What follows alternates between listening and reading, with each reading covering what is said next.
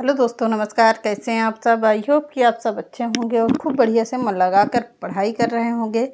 तो आज हम लोग टीजीटी, पीजीटी और ईएमआरएस के सभी प्रश्न हिंदी के हल कर रहे हैं। बिल्कुल अच्छे से और नए तरीके से होगा। आपको कुछ दिन से क्लास नहीं मिल पा रही थी, जैसा कि मैंने कल के भी क्लास में बताया था। तो तबीयत ख़राब थी थोड़ी मेरी, लेकिन अब कुछ बेहतर है। तो अब आप लोगों को कंटिन्यू क्लास मिलेगी।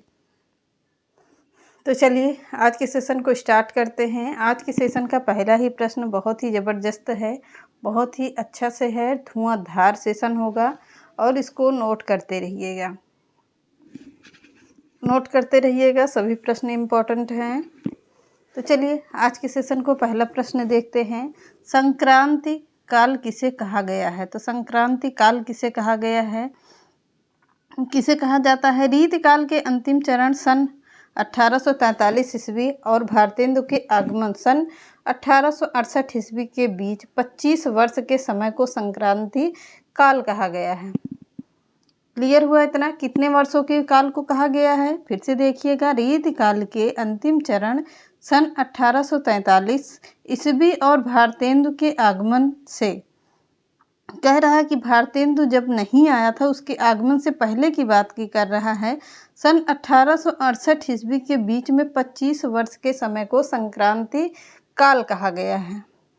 अगला प्रश्न देखते हैं। ब्रज भाषा गद्य का सबसे प्राचीन नमूना किस ग्रंथ में मिलता है?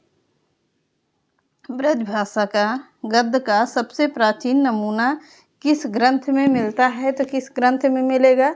ब्रज भाषा गद्य का सबसे प्राचीन नमूना 14वीं सदी के लगभग गोरखसार नामक ग्रंथ से मिलता है। गोरखसार किसकी रचना है?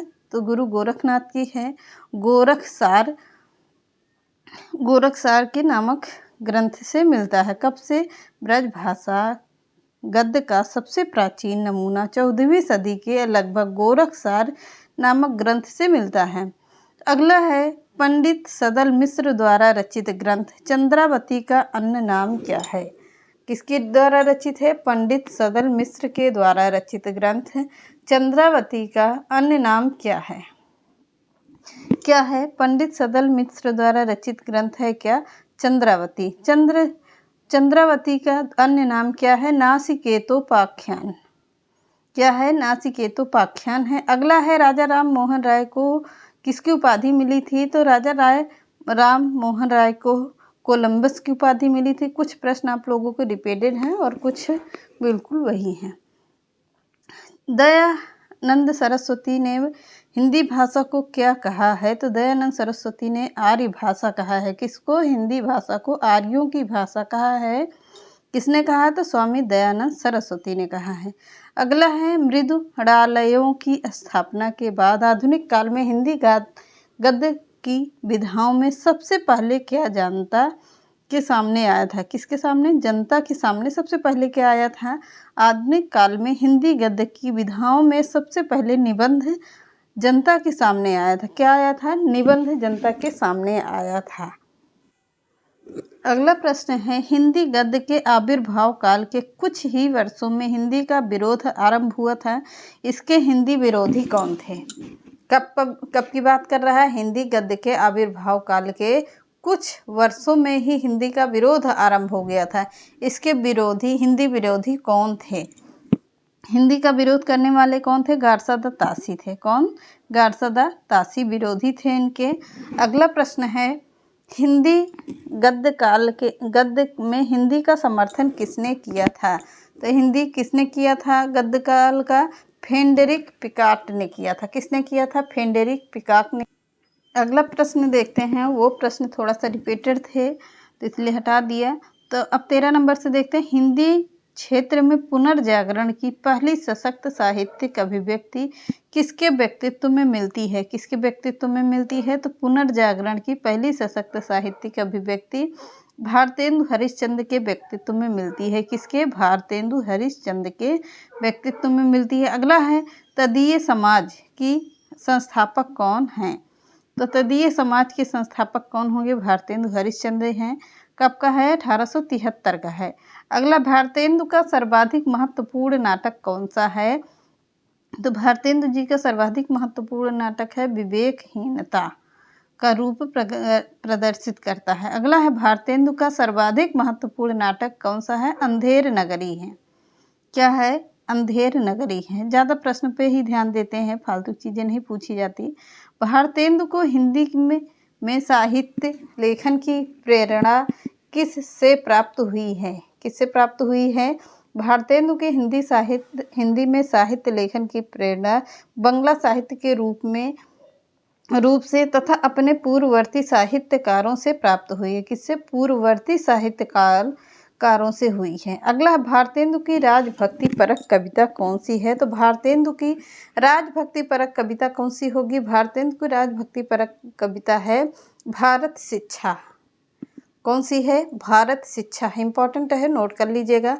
अगला है, भारतेंदु द्वारा रचित विशेष्य विस्मोधन में किसका चित्रण किया गया है? किसका किया? भारतेंदु के विशेष्य विस्मोधनम में देसी राजवाड़ों के कुचक्रपूर्ण पतिव्रता का क्या किया गया? चित्रण किया गया है।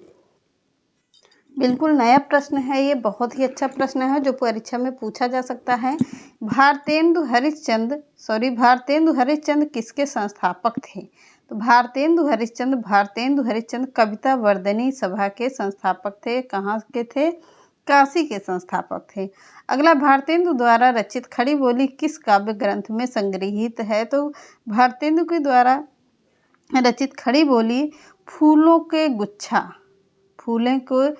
के गुच्छा नामक काव्य ग्रंथ में संग्रहित है। अगला, भारतेंदु ग्रंथावली किसका संग्रह है? तो भारतेंदु ग्रंथावली समस्या पूर्तियों का संग्रह माना जाता है। किसका? समस्या पूर्तियों का। अगला, भारतेंदु का सर्वप्रथम अनुदित रचना कौन सी है? तो भारतेंदु की सर्वप्रथम अनुदित रचना अगर पूछता है तो कौन सा है? अनुदित रचना है विद्या सुंदर। कौन सा? विद्या सुंदर है। कब का है? तो 1868 ईस्वी का है। कब का? 1868 ईस्वी का है। अगला है, भारत दुर्दशा में भारतेंदु, पहले प्रश्न देखते हैं, भारत दुर्दशा में भारतेंदु ने देसी राजाओं को क्या कहा है? तो भारत दुर्दशा में भारतेंदु ने देसी राजाओं को क्या कहा है? राजाओं का राजभ कहा है, यानी राजभ का अर्थ होता है क्या? गधा होता है। अगला है, भारतेंदु द्वारा लिखा गया कौन से शीर्षक निबंध को हिंदी आलोचना का आधारित कहा गया है? आधारशिला कहा गया है। तो किसे कहा गया है? भारतेंदु के द्वारा लिखा गया नाटक शीर्षक निबंध को हिंदी आलोचना का क्या कहा जाता है? हिंदी आलोचना क्या कहा गया था? भारतेंदु हरिश्चंद्र में हिंदी आलोचना का राजब कहा जाता है। अगला प्रश्न है, अंग्रेजी भाषा को भारत में शिक्षा के माध्यम से आरंभ किया था किसने किया था? तो लॉर्ड मैकाले ने किया था। किसने? लॉर्ड मैकाले ने किया था। हिंदी का आदि कवि किसे कहा जाता है? तो हिंदी का आदि कवि स्वयंभू को कहा जाता है। किसे? स्वयंभू को कहा जाता है। अगला, हिंदी का प्रथम उपन्यास कौन सा है? तो परीक्षा गुरु किसकी रचना है? श्रीनिवास दास की रचना है। अगला, हिंदी का प्रथम एकांकी कौन सा है? तो हिंदी का प्रथम एकांकी है एक घूंट। किसकी रचना है? तो जयशंकर प्रसाद की रचना है। अगला है, हिंदी का प्रथम पत्र कौन सा है? तो हिंदी का प्रथम पत्र है उदंत मार्तंड। किसकी रचना है? पंडित जुगल किशोर की है। अगला है, हिंदी की प्रथम पत्रिका कौन सी अगर पूछता है तो हिंदी की प्रथम पत्रिका है संवाद कौमुदी। संपादक कौन है? राजा राम मोहन राय के द्वारा संपादित रचना है। अगला, हिंदी की वर्णमाला में कितने स्वर व कितने समस्वर होते हैं? तो 11 स्वर होते हैं और कितने? 33 समस्वर होते हैं। हिंदी के किस समाचार पत्र में खड़ी बोली का मध्य देशीय भाषा कहा गया है? बनारस अखबार। रचनाकार कौन होंगे? शिव प्रसाद सिंह।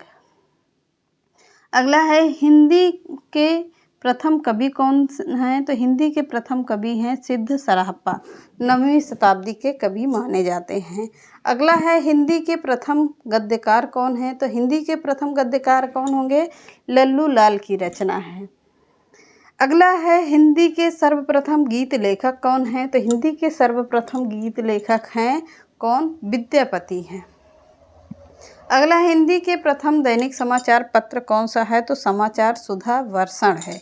कब की रचना है? तो 1854 ईस्वी की रचना है। रचनाकार कौन होंगे? तो श्याम सुंदर दास की रचना मानी जाती है। अगला है हिंदी के सर्वप्रथम प्रकाशित पत्र का नाम क्या है? तो सर्वप्रथम प्रकाशित पत्र कौन सा है? उदंत मार्तंड है। तो चलिए आज की ये रहे कुछ इम्पॉर्टेंट प्रश्न, इसको आप लोग नोट कर लीजिएगा और लिख लीजिएगा। तो चलिए मिलते हैं नेक्स्ट क्लास में। चैनल पसंद आता है तो लाइक, सब्सक्राइब एंड शेयर करना। नमस्कार।